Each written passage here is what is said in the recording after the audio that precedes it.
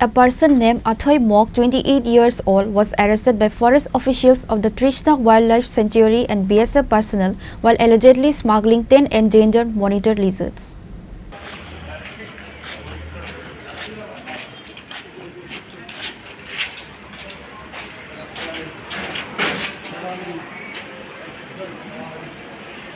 The officials discovered 10 endangered monitor lizards hidden in 3 sacks he was carrying. These lizards are a protected species under Schedule 1 of the Wildlife Protection Act 1972. Following his arrest, the accused was produced before a court in Belonia where he was granted conditional bail.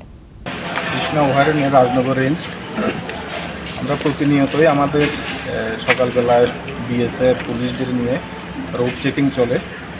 তো আজকে প্রায় 10-12 দিন ধরে আমাদের root checking চলছিল। 10-12 দিন পরে আজকে আমরা একটা সফলতা পেয়েছি। সকালে যখন 5:30টার সময় আমরা কাশারি কর্নারের বিলোনিয়া টু সোনামুড়া রুটের যে কাশারি কর্নার আছে ওইখানে যখন আমরা রোড চেকিং করছিলাম বিভিন্ন বিকেলগুলি, তো আমরা দেখতে পাই একটা স্কুটি ব্লু কালারের আসছিল রাজনগরের দিক থেকে। তো সাথে সাথে আমরা তাকে দাঁড় করিয়ে চেক করি যে 3টা বস্তা ছিল, বস্তার মধ্যে কী আছে সেটা আমরা চেক করি। তখন সে বস্তাগুলি খুলতে অনীহা প্রকাশ করে, তখন আমরা তাকে একটু প্রেশার ক্রিয়েট করি এগুলি খোলার জন্য।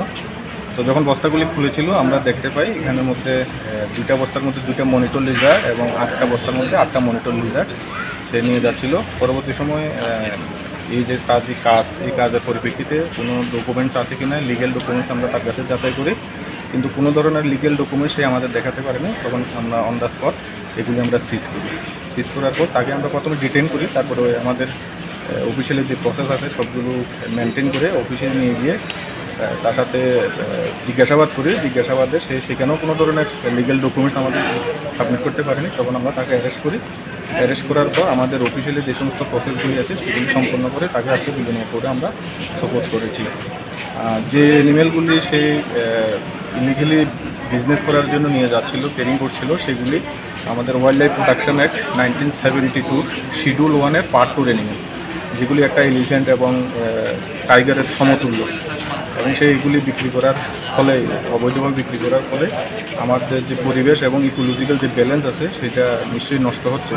তখন আমরা মাননীয় আদালতের কাছে আমরা আবেদন করেছি যে যেহেতু এগুলি জীবিত অ্যানিমেল, এগুলিকে যাতে আমরা আবার তাদের যে ন্যাচারাল যে হেবিটেশন আছে ওইখানে ছাড়ার জন্য আমরা আবেদন করেছি।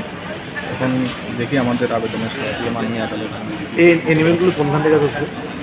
কিন্তু জিজ্ঞাসাবাদে সে বলেছে যে সেইগুলি বাতিসার থেকে নিয়ে এসেছিল বৃষ্টিনমুনে নিয়ে যাওয়ার জন্য, এবং জিজ্ঞাসাবাদে সে আরও কিছু লোকের নাম বলেছে। আমরা তদন্তের সাথে এগুলি আমরা এখন আপনাদের সামনে বলতে চাইছি না। আমরা নেক্সট আমাদের যে ফাইনাল যে ইনভেস্টিগেশন সেটা আমরা করবো, করে তাদের বাকি যারা আছে এই কাজের সাথে জড়িত তাদেরকে অ্যারেস্ট করা।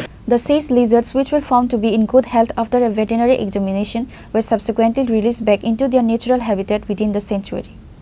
Reported by Bikram from Santi Bazar, Chini, Khorang.